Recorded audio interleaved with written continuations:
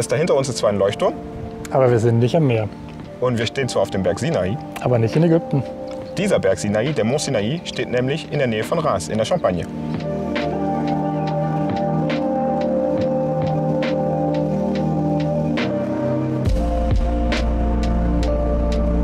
Der Mont Sinai ist Teil der Montagne de Reims, also des Gebirges von Reims, wobei Montagne de Reims vielleicht auch ein bisschen dramatischer klingt, als es tatsächlich ist, weil der Mont Sinai, der höchste Punkt der Montagne de Reims, hier so 286 Meter über normal Null hat. Uns geht es diesmal aber gar nicht um den Champagner und die Weinberge mit den Weinreben, sondern wir wollen hier ganz anderen Pflanzen nachspüren, nämlich den sogenannten Faux, den Faux von Verzy.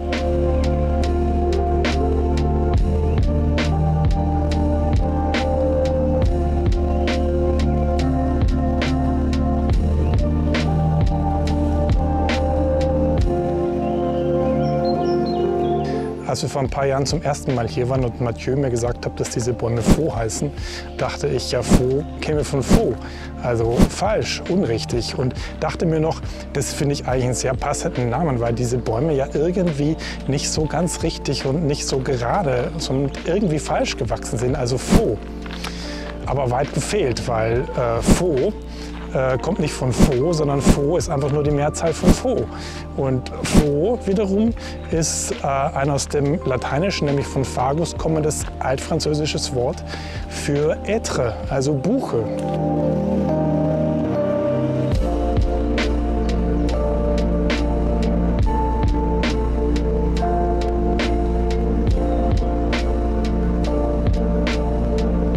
Und tatsächlich handelt es sich bei diesem Faux um eine Varietät der Rotbuche.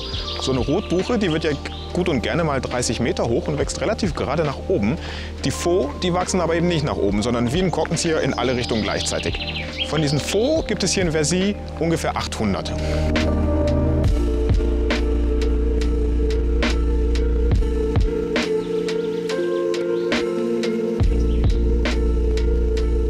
Die Montagne de Reims ist ein tolles Gebiet für ganz entspannte Wanderungen ohne allzu viel Höhenmeter. Und auf 2 Rundwanderwegen und einem Lehrpfad lassen sich auch die Faux gut entdecken.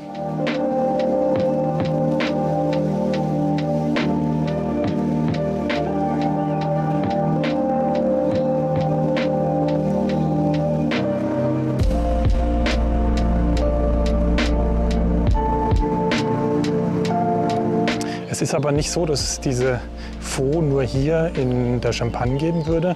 Gibt es auch in zahlreichen anderen Gegenden in Deutschland, unter anderem in Niedersachsen im Zündel, woher auch der deutsche Name Sündelbuchen kommt, wobei andere sie auch Teufelsbuchen nennen.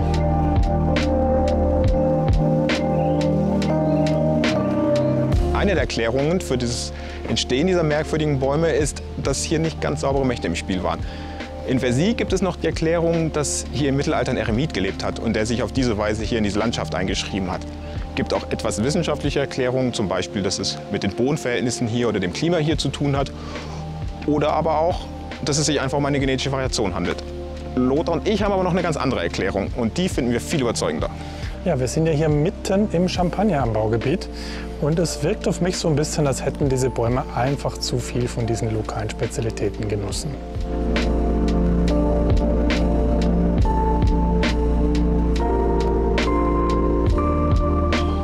Eigentlich eine ganz gute Idee. Ja, aber bevor wir uns dann gleich selber ein Gläschen gönnen Oder 2. oder so, verabschieden wir uns lieber von euch. Bis zum nächsten Mal.